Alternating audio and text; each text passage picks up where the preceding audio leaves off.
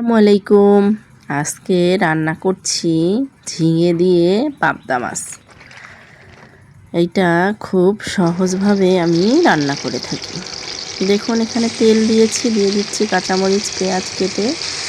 এখন এটাকে একটু নেড়েচেড়ে নিচ্ছি।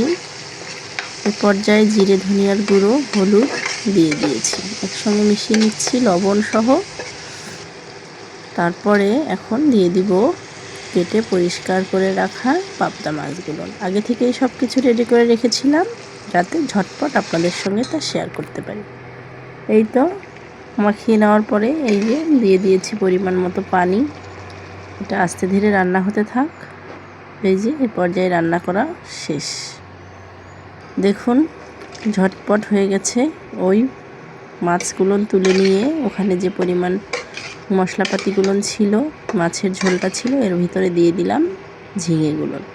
আগে থেকে কেটে পরিষ্কার করে রেখে তারপরে আমি তৈরি করছি। এই যে কাঁচামরিচ পেঁয়াজ একটু আলাদাভাবে দিয়ে দিলাম। এখন দিয়ে দিব একটু জিরে ধনিয়ার গুঁড়ো, একটু হলুদের গুঁড়ো। এই তো সুন্দর মতো নেড়ে চেড়ে নিচ্ছি। দেখুন কত পানি ছেড়ে দিয়েছে। এ পর্যায়ে ভালোভাবে এটাকে আস্তে ধীরে রান্না করে নিতে হবে। একটু ঝোল করব, তাই ঝোলের জন্য পানি দিয়ে দিয়েছি। এখন পানিটা বলক ওঠার পালা।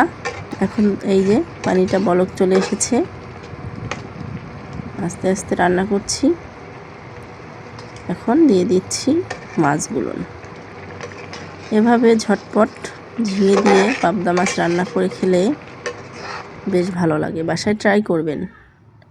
এই তো রেডি হয়ে গেছে পাবদা মাছ দিয়ে ঝিঙে।